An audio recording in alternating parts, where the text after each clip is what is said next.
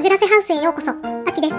大嫌いになってしまった我がコスパハウスのキッチン浄化 DIY 計画。前回までにカップボードからキッチン取り替え、下がり天井が完了。もうほぼほぼ全てが完了し、コスパの面影などなくなったかのように見えたキッチンだが、時を戻そう。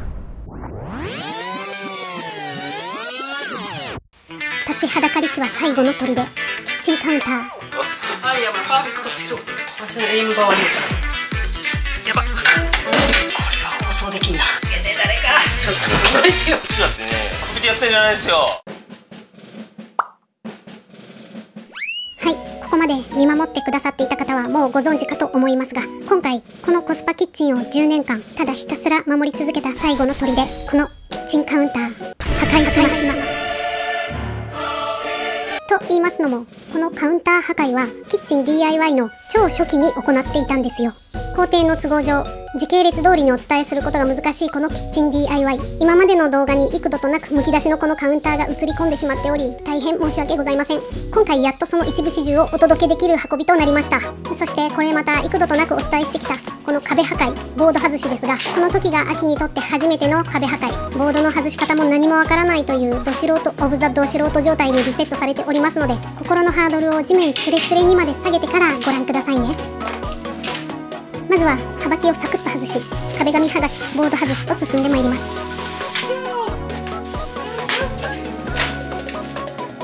気付けながらや。上穴開けてるよ。映ってないよ。しかもいつも通りカメラの存在などお構いなしにズンズン作業を進める YouTuber 泣かせな頑固親方。油断も隙もありゃしない。見よう見まねで秋も初めての壁破壊に挑みます。いざ。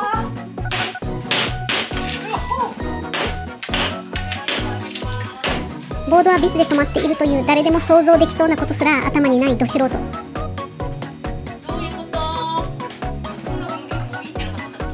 力任せに引っ張ってもそりゃ取れません。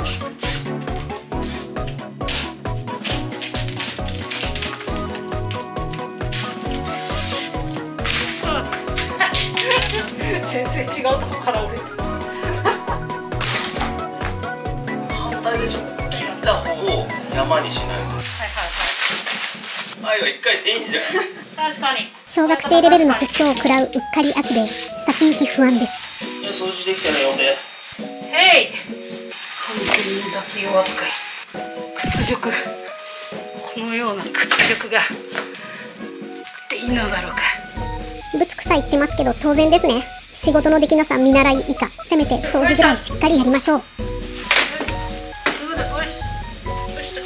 そして今回のカウンター破壊の一番の難関はこのキッチンカウンター外し。そうなんです。このコスパ色と丸みのあるデザインがどうしても好きになれない秋は、この木材を再利用しつつ自分好みのデザインに作り変えることにしました。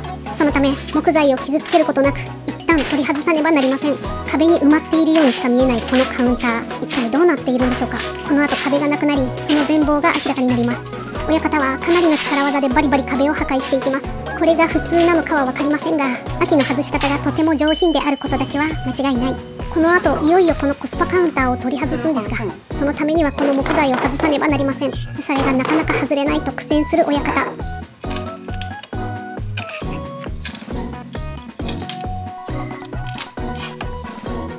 何がいる？江戸っ子？T&D 江戸っ子の意気込みでやれば取れるんじゃない？うるせえよ。秋の持てる限りの江戸っ子を放出したつもりですが、全然違った模様。どうやら釘抜きの種類のようですよ。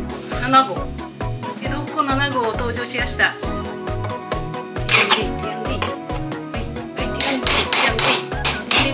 邪魔するならすげえ江戸っ子。とんだおちゃらけ弟子に親方も呆れ気味。親方を楽しませるのも弟子の大事な仕事ですからね。江戸っ子の意気込みにより頑丈な下地が取れました。カウンター外し、大きく前進。下から止まっているビスも外していきます。しかしビスを外したからって外れると思ってはいけません。ここからが本当の戦い。2本のバールと親方のバカ力をもってしても10年間そこに鎮座していたコスパカウンターは外れる気配もありません。これは思ったより厄介だ。横からも攻めねばなるまい。まだ外す予定のなかった側面のボードも破壊していきます。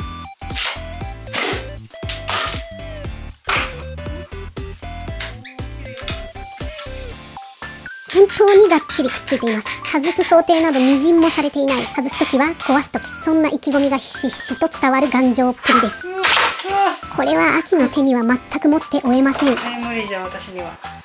頭をこっちに振るからまずこのカメラをバーンって倒しますダメです。命より大事なんですから。どこまで振る？どこまで下がればいい？いい？抜けそう？全く抜けなさそう。どっかにかかってこの壁の奥で下地に乗っかっているだけだと思っていたカウンター、抜けないということはまさか？なにはい、ビス発見です。ーちやってられないかい。いいことなんちゃうん。まさか外すなんて思ってないですよ。でね、ちゃんとやっちゃって。しっかりくっついてるのは良いことですが、こんな時ばかりはそれが恨めしい。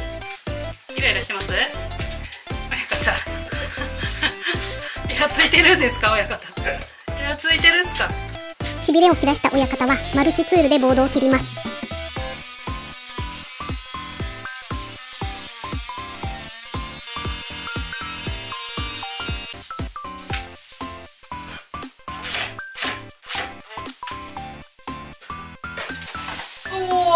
ビスを外すとやっと取れました。取れた。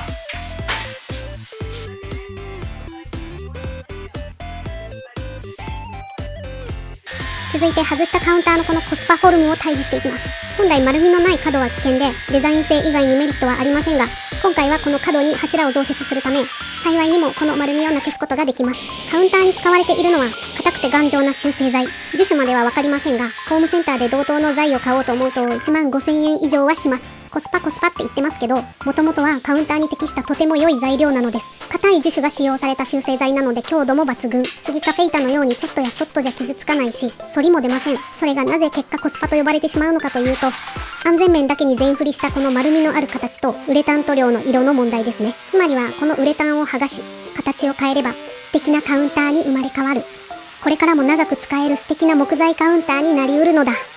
もし同じようなカウンターがお家にあって気に入ってるのにそんなこと言わないでって思う方がいらっしゃいましたら、どうぞお気になさらないでくださいね。秋が勝手にコスパコスパ騒いでいるだけで決して一般論ではありません。自分の判断をセンスを信じてください。そもそもコスパイコール安い安っぽいという意味で使わせていただいてますが、秋の使うコスパは秋の心の中だけにあるウイルスみたいなものです。コスパウイルスに感染しコスパを撲滅すべく勝手に騒いでいる哀れな主婦なのです。どうか笑ってやってください。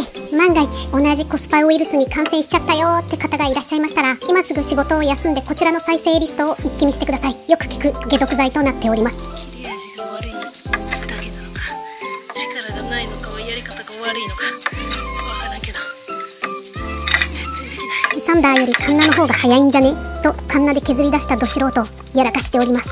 削れないし表面があれにあれとんでもないことに。やば、これはやばいでしょ。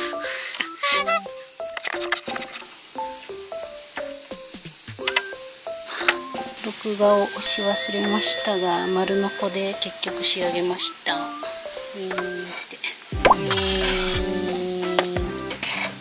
そんなこんなで丸のこで2ミリほど削り、どうにか事なきを得ました。ウレタン塗装がきれいになくなり、修正材本来の木目が戻りました。1度目は180番のペーパーで削ったので、最後に240番で仕上げていきます。塗装はスギカフェイタの時と同じオスモカウンタートップオイル専用のコテバケで塗っていきます。専用じゃなくても大丈夫。素人でも簡単にムラなく塗れるのがオイル系塗料の良いところです。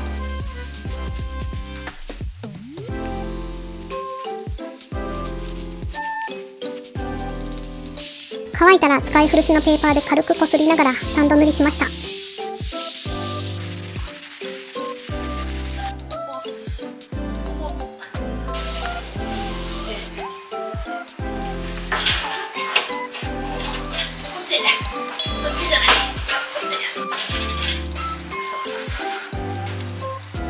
ちらっと裏面が見えましたが、裏は元のコスパのまま。わあ、いい感じじゃん。コスパ消えた。コスパって消えるんやな、頑張れば。恒例の撥水チェック。染み込まないよ。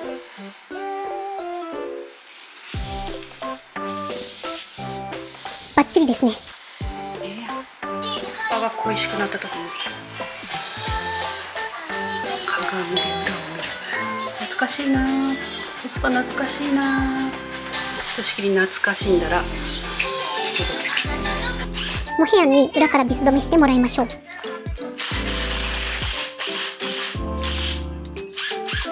感動もつかの間、このオイル仕上げに一悶着。数日後、よくよく見てみるとこんな輪染みが出現。拭いても取れない。いろんな洗剤で試し、最終的にペイント薄め液でこすってみても取れません。つまり削らない限りは絶対に取れない輪染みということです。そうです。これが手軽におしゃれな色と質感が得られる自然派のオイルやワックス塗装最大の弱点。汚れ、特に水による輪染みに弱いところです。これは氷の入った冷たいグラスを数時間放置した結果できた輪染みです。この輪染みは死ぬほどマメな人でない限り不可避でしょう。まだカウンターを設置して 2,3 日、ズボラな秋ですら毎日気にして拭いていた状態でもできてしまいました。この対処法はただ一つ、気にしないのみです。この輪染み、一番目立つ角度を探してようやく撮影しましたが、普段生活する分には全く気になりませんし見えません。ただ確実にそこに存在はしています。これを良しとできるかできないか、それが安価で一般的なウレタン塗装を手放すかどうかのボーダーになるでしょう。そんなわけでやすやす手放したウレタン塗装に密かな尊敬の念を抱き始めた秋は、ここに来て基本に立ち戻り、こちらの短い側に据え付けるスギカフェイタの端材をウレタンクリア塗装仕上げにしてみたいと思います。色選びが難しいウレタンも色のないクリアなら木材の質感を生かすことが可能。スギカフェイタもカウンターと同じ 30mm 厚ということでうまく端材を利用することができます。早速墨を打ち丸ノコでカットと思いましたが、尺が全然足りないので魔法を使って一瞬でカットしていきたいと思います。はい、魔法便利ですね。編集という名の魔法です。動画も材料も無事カットできたのでウレタン塗装に入りましょう。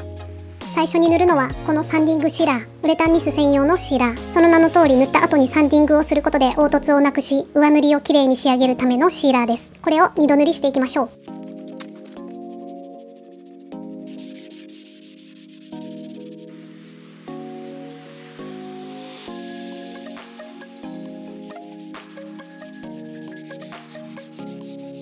続いてツヤありのウレタンニス。なぜツヤあり？おしゃれといえばツヤ消し。オシャンティーピーポーがこぞって嫌うテッカテカのツヤあり家具たち。かくいう秋もツヤツヤ新品の化粧合板よりカッスカスにペンキが剥げたボロ板に魅力を感じてしまうツヤ消し信者であります。そんな秋がなぜあえてツヤありを塗るのかというと、まずツヤありはツヤ消しに比べて塗膜の耐久力や防汚性が格段に良いです。対してツヤ消しは塗膜が滑らかではないため汚れがつきやすく落ちにくい。それに剥がれやすい。そこでまずツヤあり塗装で表面を滑らかにツルツルにし、強固な地盤を築いた上にツヤ消し塗料を塗ってツヤを消すというオシャンティーな先人 DIYer によって編み出された良いとこ取りのツヤ消しハックなのだ。もちろんツヤあり塗装をせずシーラーとツヤ消しのみでも見た目は変わりませんが、今回はせっかくなので良いとこ取りハックを試してみることにしましたが、良いとこ取りしたおかげで工程がめちゃくちゃ多い。計6回塗って乾かしてサンディングの流れを両面繰り返さなければならないということです。根気が足りない秋は途中から若干めんどくさくなり、サンディングが適当に、表に出ない裏面に至ってはツヤ消しを塗らずにテッカテカフィニッシュ。そしてこれはウレタン DIY の致命的欠点ですが、市販の家具のようにムラなく均一に仕上がる吹き付け塗装ができない。今回はハケで塗ったためハケ跡が残りました。ローラーを使えばまだマシなのかもしれませんが、ズボラな秋は準備も後片付けも大変であちこち飛び散るローラー塗装を敬遠しがち。仕上がりは一見感じの良いツヤ消しになりましたが、よく見るとハケ跡がわかります。ウレタン塗装よりはるかに楽なすり込むだけのオイル塗装の方が質感は良い。お酢もオイルで塗った方は木材そのままの塗った感がない仕上がりです。手間はめちゃくちゃかかるし難易度も高くハケ跡も気になるが、その後の綺麗が長続きするウレタン塗装。手軽に塗れるリペアもウレタンに比べて簡単だが、取れない輪染みがつくオイル塗装両方経験して次にやるならどちらを選ぶと聞かれたら、秋は迷わずオスモを選びます。ウレタン塗装塗るのも剥がすのも大変。でももし吹き付け設備があったらウレタンに軍配かもしれません。ウレタン塗装にわざと濡れたコップを一晩置き輪染みをつけてみました。どうでしょうか。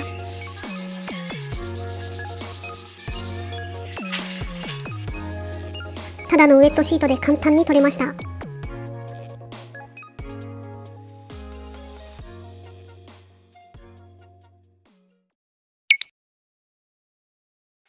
カウンターが完成したのでボードを貼ってるんですが、ここから夫婦の小競り合いが止まりません。ちょっと見てみましょう。下地がない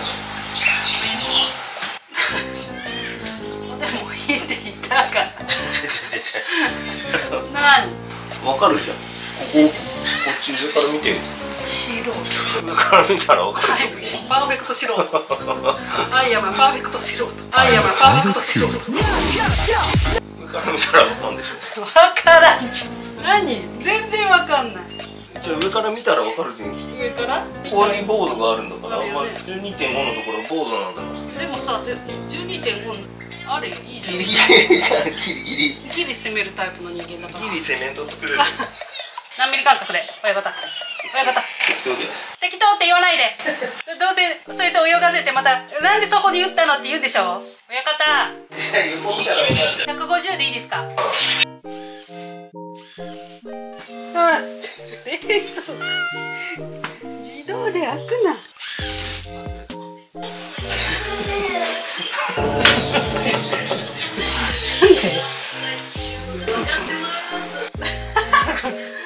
行くよって言うたやん。止めてくれ。じゃお前の向きが横だ。お前の私のせいか。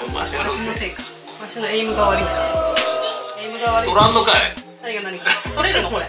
もうワンチャンじゃなくて。こう斜めにいった方がいい。まっすぐ。まっすぐ希望で。まっすぐ希望でお願いします。まっすぐ希望ですね。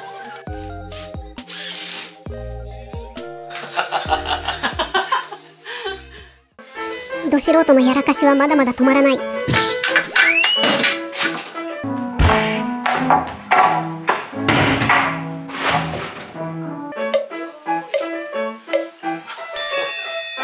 んなさい。もう変わりはありません。ごめんなさい。もう変わりはありません。いらぬ動きをちょい足ししたせいでラス1のボードを落としてしまうじゃあもうポンコツ。変わりはないんで、もうすみません、諦めてください。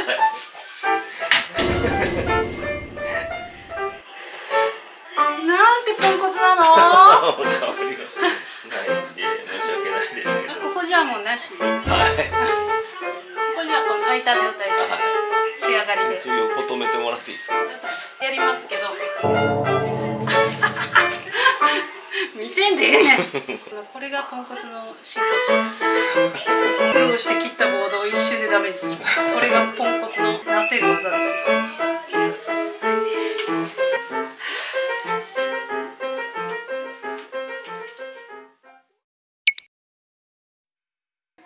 はい、いよいよこの段階まで来ました。今回カウンターの中に埋め込み式の棚ニッチを作ります。柱と柱の間隔に合わせた箱を作り、柱にビス止めして埋め込みます。その箱を組み立てているところです。違えた。何か変と思った。あ、間違えた。やだ。喋りながらやってる。やだ。姉夏としゃべくりながら作業しているため間違いまくる秋。間違えてもおしゃべりはやめられません。しゃべりと DIY も両立してみせましょう。材料はベニヤにライナー紙が貼ってあるライナー合板と、底板はスギカフェイタの端材にオスモオイルを塗ったもの。一番面倒な採寸切断もモヘヤンがやってくれて、秋はめっちゃ楽しました。ギッチギチの箱を素手で強引に叩き入れるモヘジ。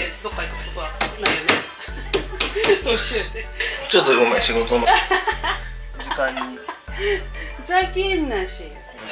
今日のところはこんな中途半端なのでやめないでもらっていいですか、この方。最終的にその辺にあった 2x4 材で叩き込む破天荒親方。なんてワイルドなんでしょう。すごい入ってる。そして入りました。すご。他の3つの箱も秋が見よう見まねで入れてみせましょう。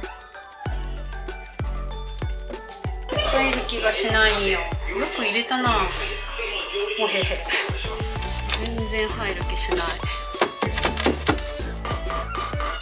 金槌では全く歯が立たないので、親方を見習ってデカオモ 2x4 で行ってみるとこれすごい。なんと入りました。ただ爆音がすごい。ご近所さんすみません。ニッチをはめ込むのに必要な道具はでかい木の棒以上でした。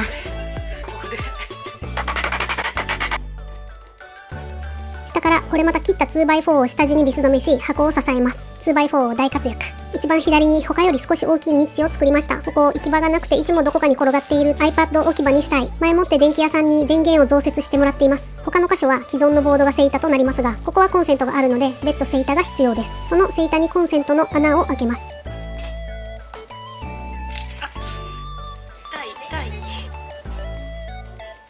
セイタの接着はボンドのみ。大丈夫かな。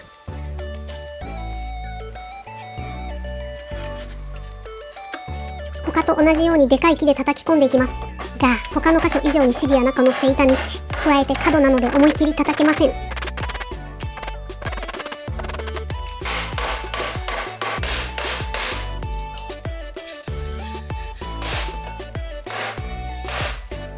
汚れた。ボンドのみで接着したセイタが剥がれてしまいました。必死の思いでここまで叩き込んだ箱、今更引き返したくない。後戻りが大嫌いな秋はただひたすら叩きます。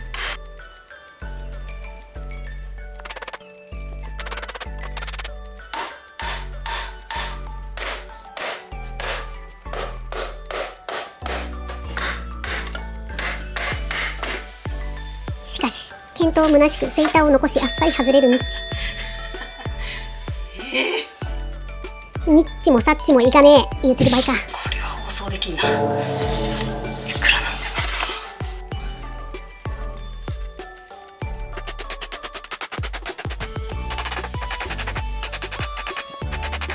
結局後から箱をはめてボンドとクランプで改めて固定。合ってるのか分かりませんが一応箱として成立してはいます。あとはパテでごまかすしかない。箱がはまったのでここにもボードを貼ります。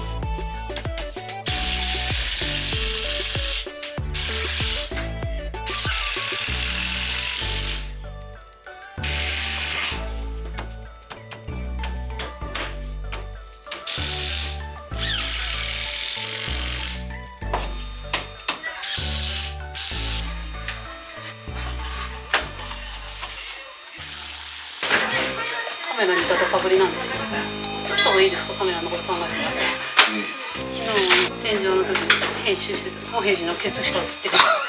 ちょっと考えてよ。こっちだってね、作りやってるじゃないですよ。ケツしか映ってね現場監督と YouTuber、一生分かり合えなさそうな2人です。ぶつかり合うのもいいですが、今はもへじのケツで喧嘩している場合ではありません。ポンコツ大工の手腕によって計算通りの仕上がりにならなかったニッチのとんでもない段差をパテで埋めるという大変な作業が待っています。痩せが極めて少ない下塗り専用パテだからこそ実現できるこの極厚塗り、もはやパテ通り越してセメント、モルタル造形の域です。特に何も起こらない地味なパテ埋めは大胆にカットしてしまいましょう。下塗り、サンディング、上塗り、サンディングと進み、いよいよクロスを貼っていきますよ。側面の柱部分には以前キッチンにも貼った真っ白のコスパクロス、ニッチ部分にはアクセントクロスを貼ります。いざ。しかしこの真ん中がくり抜かれた状態の柱2本にどうやってクロスを貼ればいいんでしょうか。どこでジョイントするかは計算しておりますが、それ以降は全くのノープラン。考えるよりやっちゃい精神の秋はノープランのまま、このど素人には厳しすぎる異形の壁面に挑みます。開始早々行き詰まるど素人。いつもならとりあえず壁に仮止めしておける重たいクロスだが、その壁がない。一体どうすれば。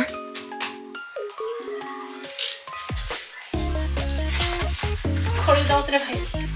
これ先下切らなきゃ。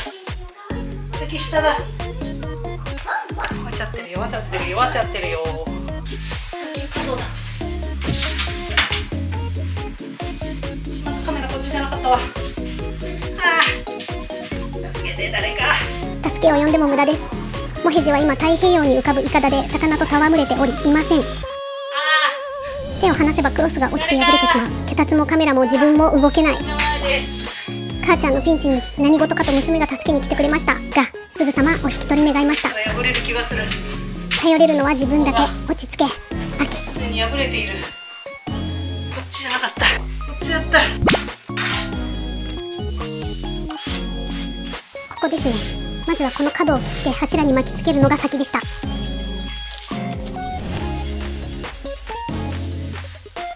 面の少ない柱の角を出すのが絶妙に難しい。めち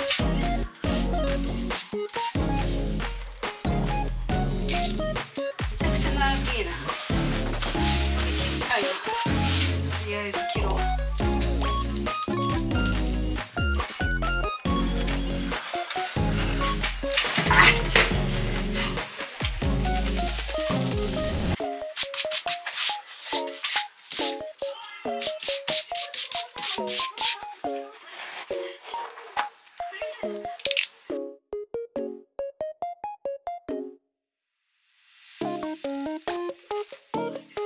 そして先ほど言いそびれましたが、魔法で切ったこの側面のカウンター、どこでどう間違えたのか。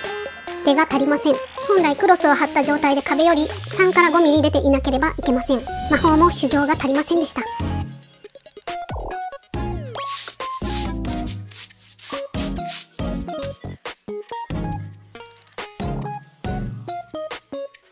これまで失敗しかしてこなかったジョイントカット、クロス用ではありませんが短くて丈夫な定規に変えました。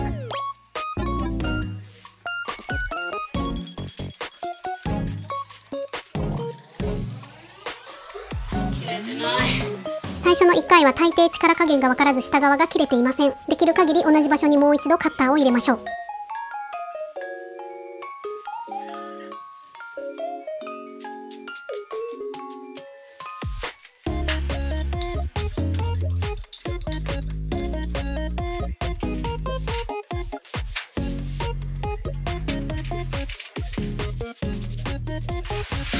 2枚目、先ほどの教訓を生かしてスムーズに貼れるでしょうか。時刻は午後5時半。子供たちからはスシローへ連れて行けとせがまれています。タイムリミットは1時間。1時間で貼り終えたいところです。素早く角を切っていきます。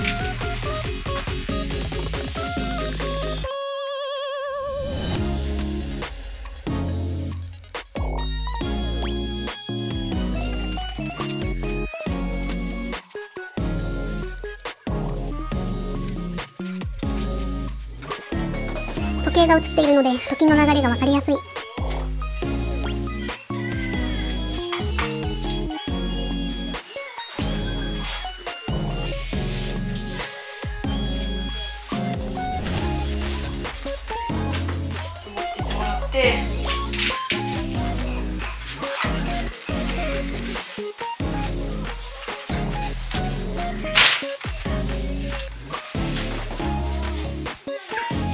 やばっ、これがやばい。破れそうだったんです。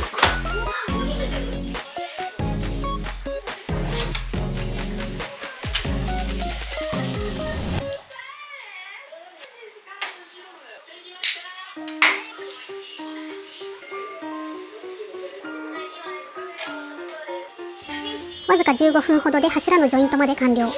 ポンコツもポンコツなりに学習し育っているんですね。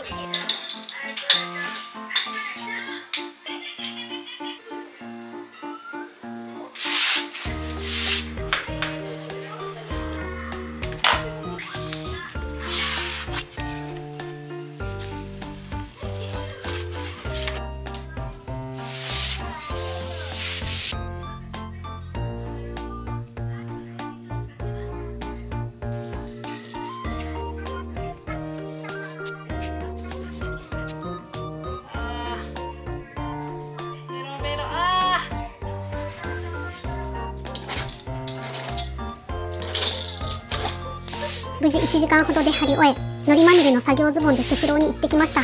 帰ってきたら釣りバカおじさんが無事帰還しておりました。年なしですか？年なしなのかい、年なしじゃないのかい。はい、どっちなんだい。部屋中魚臭いですが気にせずニッチのクロス張りに入りましょう。アクセントクロスに選んだのはこちらのコンクリート調クロス。クールな風貌に一目惚れして即決したこのクロスですが、ここでまたしても一やらかしが発覚。縦リピート60センチオーバー。これが何を意味するのかと申しますと、柄合わせがめっちゃ大変ということです。そこへ来てこの一見無地とも取れるモヤモヤ柄、どのモヤがどのモヤと一致するのか全くわからない。これではモヤモヤカップルは一生出会えないでしょう。秋は早々にこのモヤモヤ探しを諦めました。つまり柄合わせはしないという決断を下します。これが後々の仕上がりにどう影響するのでしょうか。そしてこのニッチの形の複雑さ、先ほどの柱以上の鬼畜っぷりですね。これは全くどう貼ればいいのかわからなかったので、前もってモヘヤンにご教授願い貼り方を聞いておりました。まずは上からニッチのセイタ部分までを1枚で貼り、次に横方向を埋める。1箇所で2枚のクロスを重ねる方法です。聞いた通りに貼り進めますが、とにかく角が止まらない。角が苦手な秋、めちゃくちゃ時間がかかります。これまでに経験してきた一つ一つを忠実にこなしていけば決してできないことではないはず。自信はないけど自分を信じるしかありません。秋にできるのは手を止めないことだけです。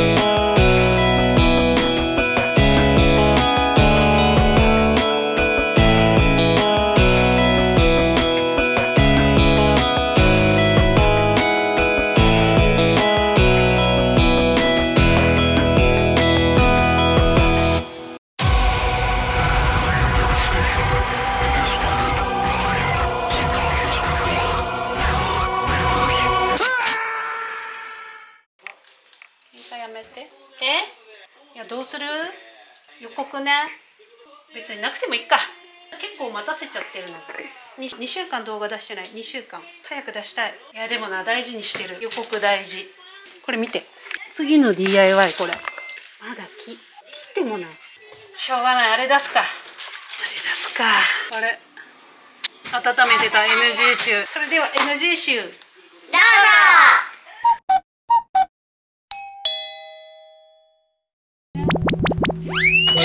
その他細かなやらかしは数えきれず、でも安心してください。上記のやらかしは全て人様に迷惑をかける前にその都度スーパーハードリカバリーモードで挽回してきました。あるんです。